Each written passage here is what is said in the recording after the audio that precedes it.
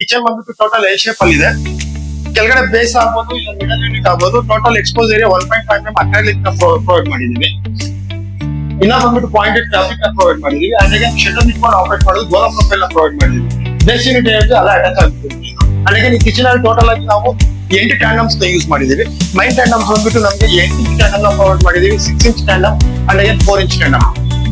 All accessories ನ ಇದೆಲ್ಲ provide ಮಾಡ್ಕೊಂಡಿದೀವಿ. ಇದ್ರ ಜೊತೆಗೆ SS ಫಿನಿಶ್ ವಾಟರ್ ಕಲರ್ ನಾವು ಪ್ರೊವೈಡ್ ಮಾಡಿದೀವಿ. ಈ ಕಾರ್ನರ್ ಏನ್ ಅಬ್ಸರ್ವ್ ಮಾಡಿದ್ರೆ ಇವತ್ತು ಮ್ಯಾಜಿಕ್ ಎಸ್ಪರ್ನ ಪ್ರೊವೈಡ್ ಮಾಡ್ಕೊಟ್ಟಿದ್ವಿ. ಇನ್ನರ್ ಸ್ಟೋರೇಜ್ ಯೂಸ್ ಮಾಡ್ಬೋದು ನಾವು. ಕಾರ್ನರ್ ಫೆಸಿಲಿಟಿ ಆಗಿರುತ್ತೆ. ಅದೇ ಮಿಡಲ್ ಯೂನಿಟ್ ನೋಡಿದ್ರೆ ಇದು ಸಮೇತ ಎಕ್ಸ್ಟ್ರಾ 1.5 thickness ಪ್ರೊವೈಡ್ ಮಾಡಿದೀವಿ, ಇನ್ಕ್ಲೂಡಿಂಗ್ 4 ಇಂಚಸ್ ಸ್ಟ್ಯಾಂಡರ್ಡ್ಸ್. ಅದೇ ಈ ಪೋರ್ಷನ್ ನೀವು ಅಬ್ಸರ್ವ್ ಮಾಡಿದ್ರೆ dry vegetable purpose cooker basket ನ ಪ್ರೊವೈಡ್ ಮಾಡ್ಕೊಟ್ಟಿದ್ವಿ. ಇದು ಬಂದ್ಬಿಟ್ಟು ಓವನ್ ಯೂನಿಟ್ ಅಂತ ಸಪರೇಟ್ ಒಂದು ಬಾಕ್ಸ್ ಮಾಡಿದೀವಿ. ರೋಲಿಂಗ್ ಯೂನಿಟ್ ಬೇಕಂದ್ರೆ ನಾವು ಯೂಸ್ ಮಾಡೋದು ಈ ಪ್ಲೇಸ್ ಅಲ್ಲಿ. ಅದೇ ಇದು ಬಂದ್ಬಿಟ್ಟು pointed like tall unit. Inner storage heavy ಬರುತ್ತೆ. ಸ್ಮಾರ್ಟ್ ಫ್ರಿಜ್ ಎಷ್ಟು ಬೇಕೋ ಅಷ್ಟು ಐಟಮ್ ಇದರೊಳಗಡೆ ನಾವು ಸ್ಟೋರ್ ಮಾಡ್ತೀವಿ. Thank you for watching.